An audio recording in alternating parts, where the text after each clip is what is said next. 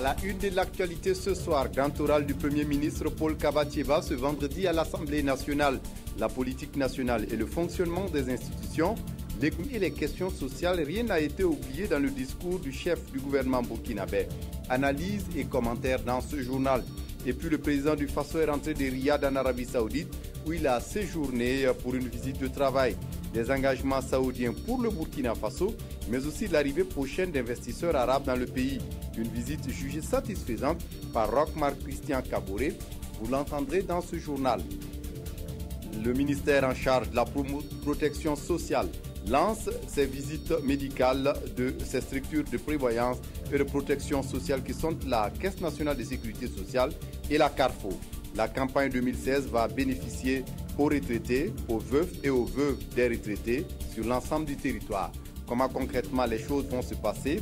Éléments de réponse dans cette édition. Mesdames, Messieurs, bonsoir et ravi de vous retrouver. C'est une tradition consacrée par la Constitution burkinabé. Le Premier ministre doit s'adresser à l'Assemblée nationale pour son discours sur la situation de la nation. Et ce vendredi, Kabatieba s'est prêté à l'exercice. Il a donné sa lecture sur la situation nationale, décliné la vision et les orientations de son gouvernement. Drissa Séré. Le Premier ministre Paul Kabatieba a d'abord rappelé les actions menées par le gouvernement au cours des 4 premiers mois de l'année 2016. Une période qui a permis à son gouvernement de réaliser des réformes institutionnelles et politiques couronnées par l'adoption du décret portant institution de la Commission constitutionnelle. Celle-ci dispose de 60 jours pour déposer un avant-projet de constitution pour la 5e République, avant-projet de constitution qui sera soumis à référendum. Dans une démarche pédagogique, le Premier ministre, secteur par secteur, a rappelé ce qui a été réalisé en 2015, les engagements pris par son gouvernement et les perspectives de réalisation. En matière de lutte contre l'incivisme, le chef du gouvernement reconnaît la dégradation de la situation au cours des 4 premiers mois de l'année 2016. Il a souligné les efforts déployés par l'État pour renforcer les capacités opérationnelles des forces de défense et de sécurité et endiguer le phénomène. Le Premier ministre prend à témoin les rapports produits par l'autorité supérieure de contrôle de l'État et de lutte contre la corruption et les résultats engrangés en matière de traitement des grands dossiers de crimes économiques et de sang, dont la réouverture des dossiers Norbert Zongo et Thomas Sankara, le jugement des dossiers Ousmane Guiro, Benali Lompo et Obouf, les textes consacrant l'indépendance de la magistrature.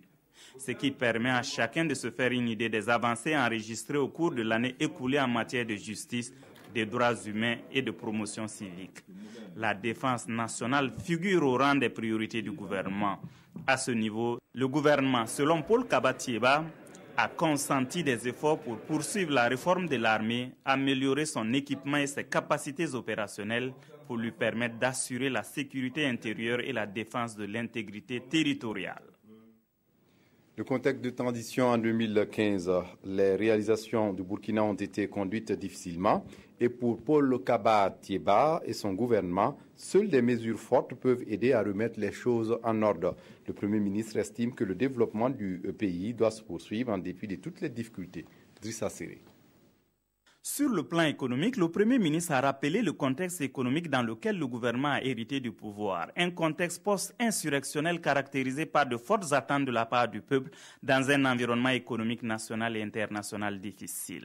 En 2015, le Burkina a enregistré un taux de croissance estimé à 4,4%, contrairement à l'année précédente où le taux de croissance était de 5%. Pour le chef de l'exécutif, le budget 2016 a été réajusté pour prendre en compte les aspirations sociales et les besoins de soutien au secteur productif.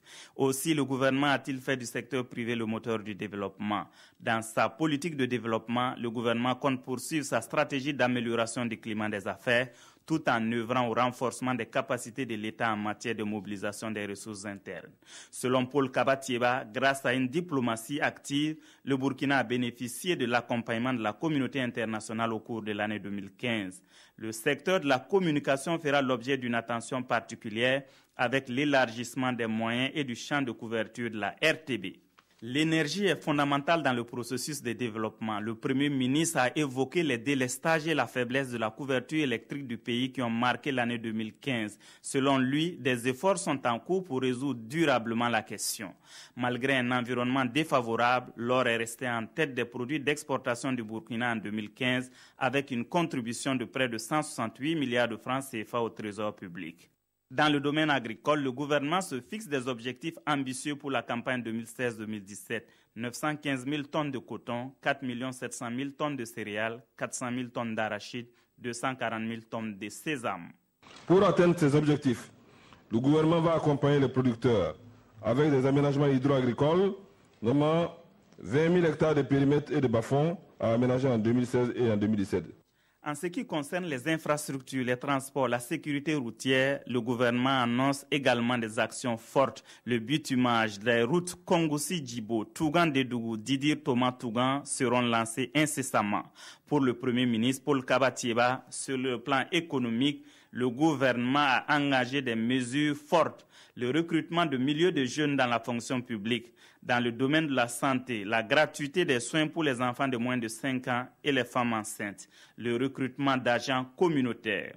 En matière d'éducation nationale, l'État a construit près de 600 écoles primaires, 5000 classes et prévoit recruter des enseignants pour le poste primaire. Au cours de l'année 2016, l'action de mon gouvernement s'inscrira dans la continuité de l'accroissement de l'offre éducative et d'autre part dans la recherche de la qualité et de l'efficience de l'éducation. L'accès à l'eau potable demeure une priorité pour le gouvernement.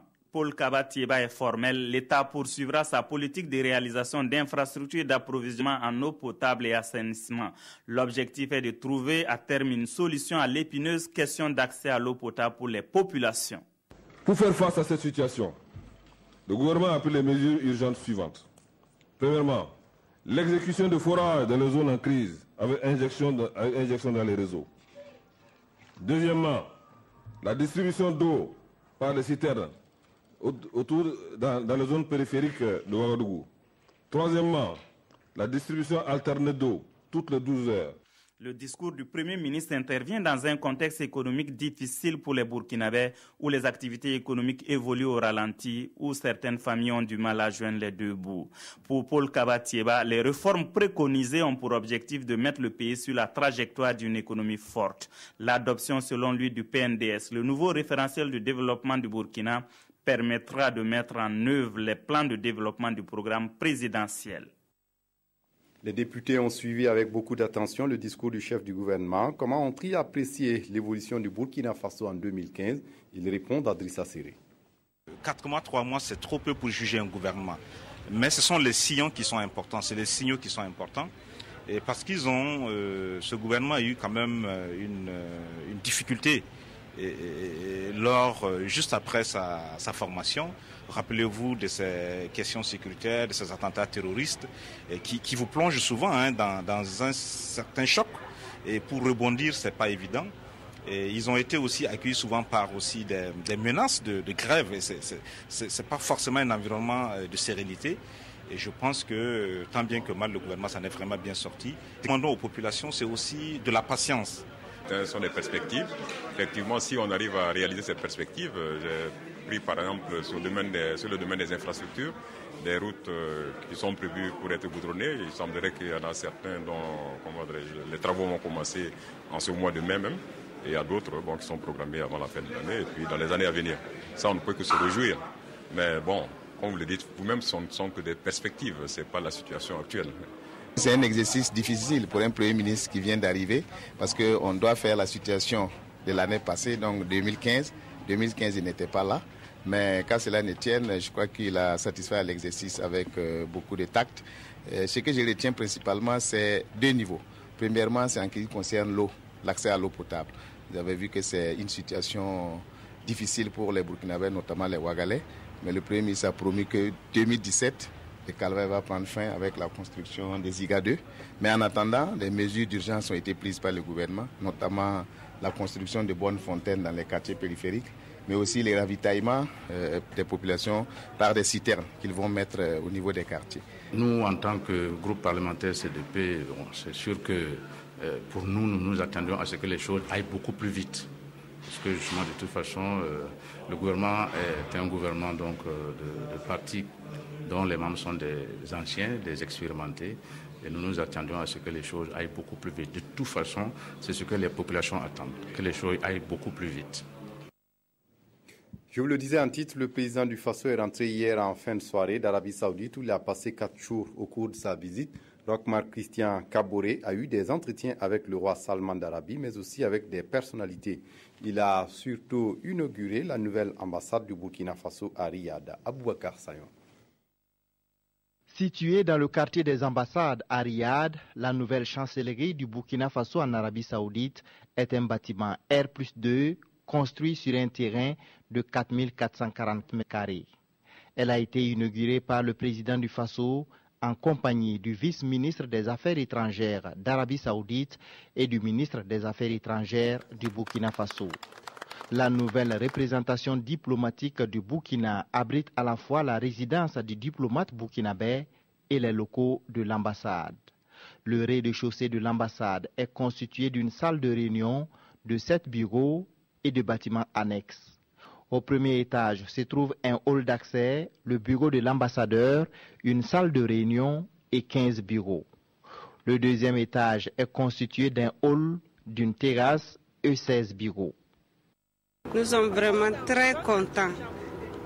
Et c'est comme mon ami le disait, nous sommes tellement fiers de ce bâtiment-là aujourd'hui, de voir ça vraiment. Nous sommes vraiment contents du bâtiment. C'est très beau. La nouvelle ambassade du Burkina Faso en Arabie Saoudite a été financée par l'État burkinabé à hauteur de 3,150 milliards de francs CFA. Outre les rencontres, le président du Faso est satisfait de son voyage, surtout les accords conclus dans la lutte contre le terrorisme, mais aussi contre la criminalité, sans oublier le bitumage de la route Kongoussi-Djibo. Aboubacar Sayon. Ça a été, je dois préciser, l'occasion pour nous de signer une convention sur la lutte contre la criminalité sous toutes ses formes.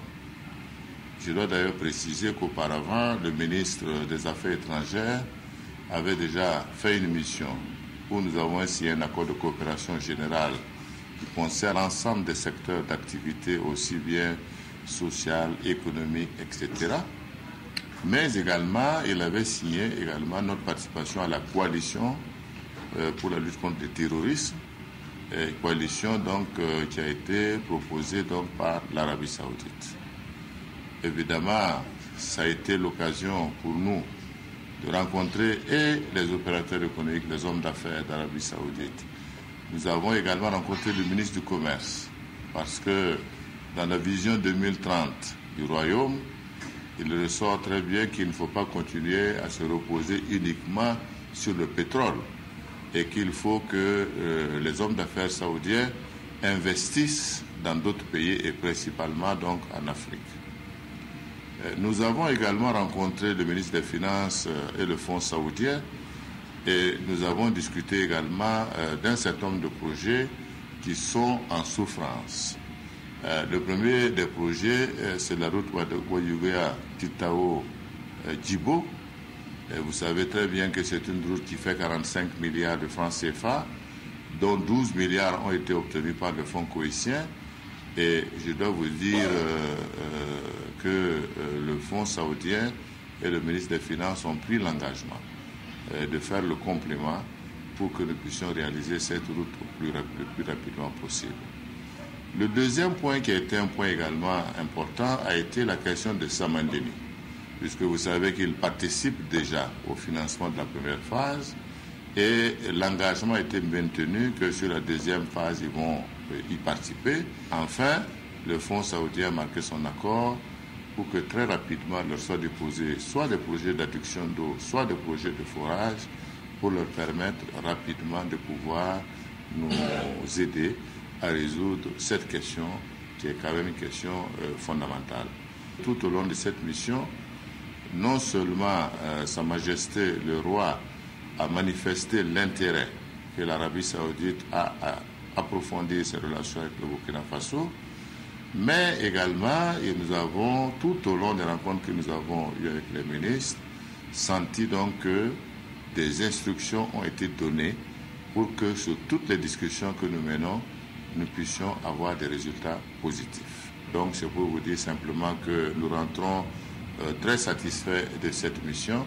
Il nous appartient maintenant de prendre toutes les dispositions pour ne pas laisser traîner les choses et que nous puissions engager au plus tôt l'ensemble des procédures pour bénéficier des retombées que nous attendons de cette mission. Roch-Marc Christian Kaboré au micro de Aboubakar Sayon. Le mouvement des jeunes socialistes du Burkina qui apprécie les 3 mois de gouvernement de Roch-Marc Christian Kaboré se 6 mai face à la presse. Les responsables du mouvement se sont prononcés sur la gestion du gouvernement Paul Kaba-Thiéba, l'annulation des mandats d'arrêt et les élections municipales du 22 mai prochain. Pour les responsables du mouvement, face à la montée de l'incivisme et la défiance de l'autorité de l'État, il faut des actions d'apaisement et travailler à la restauration de l'autorité de l'État. Adama Koulibaly. Face à la presse, le président du mouvement des jeunes socialistes du Burkina Faso s'est tout d'abord prononcé sur la gestion des 3 premiers mois du nouveau régime.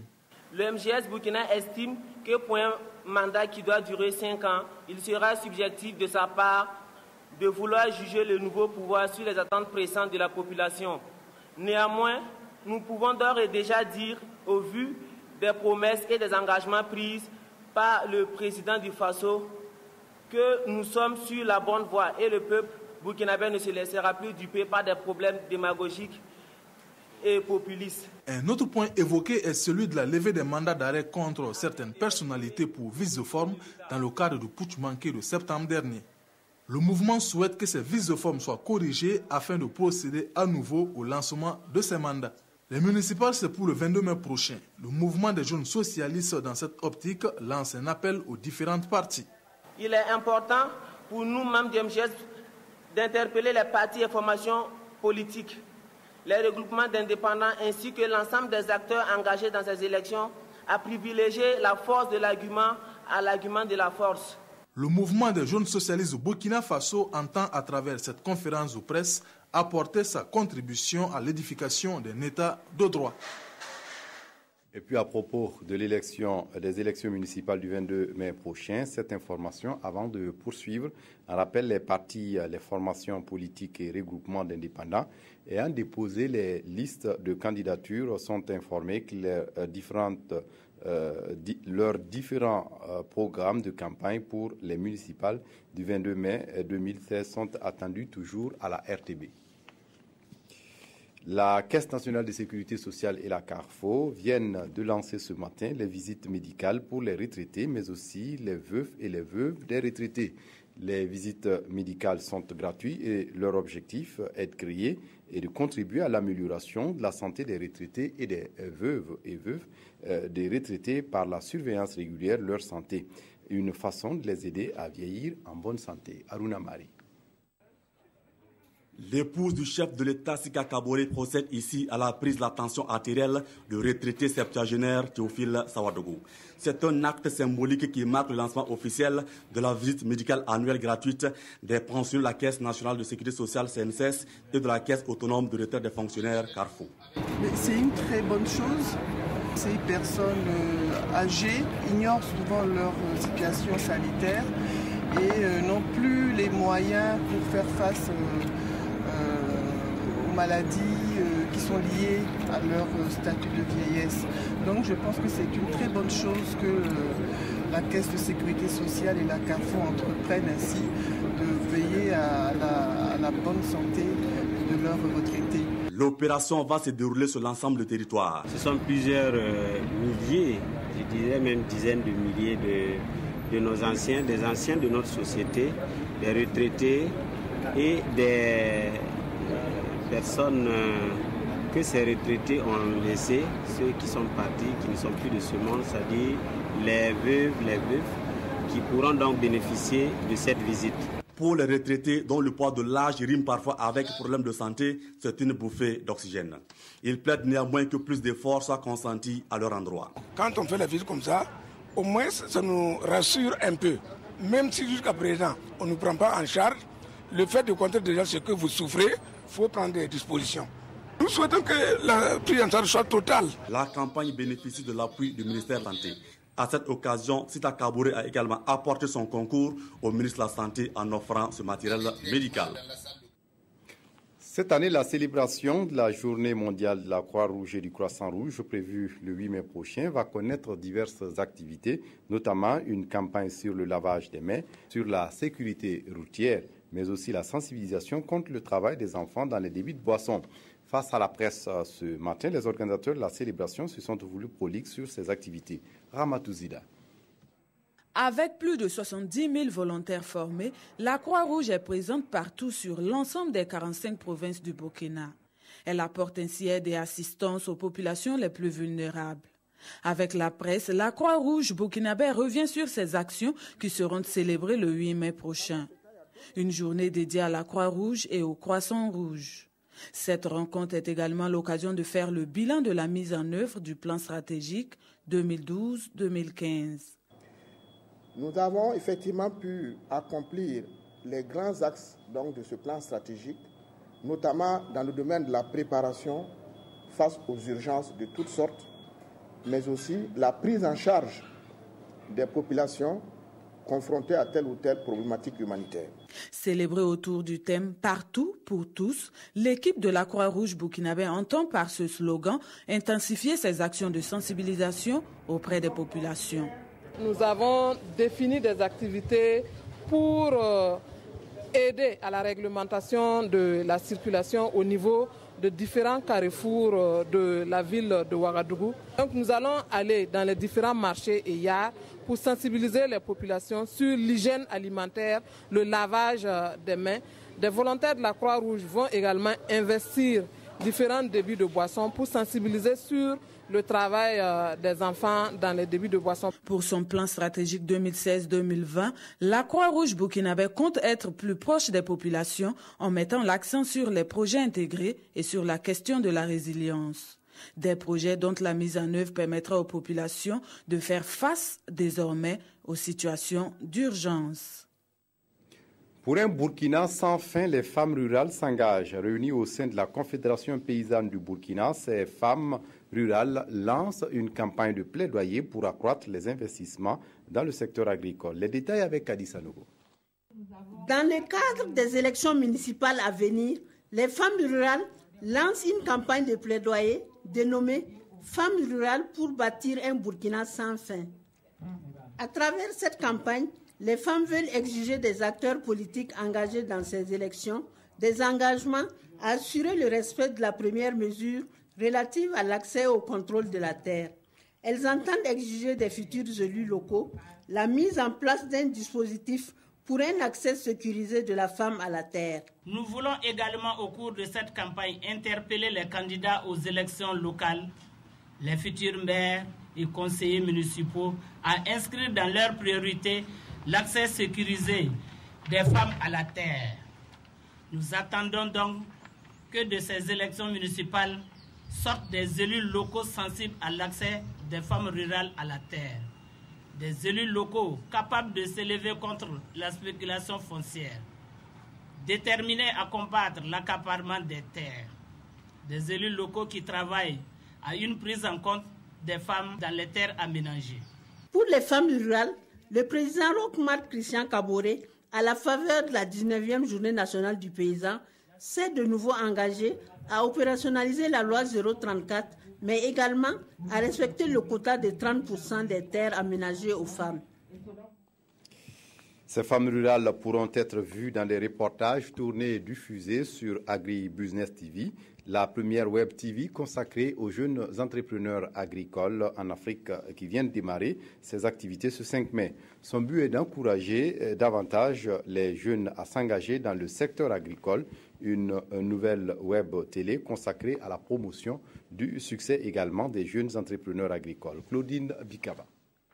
Au nom donc de tous ceux qui ont participé à la mise en œuvre de cette plateforme-là, je lance donc officiellement aujourd'hui la plateforme AgriBusiness TV.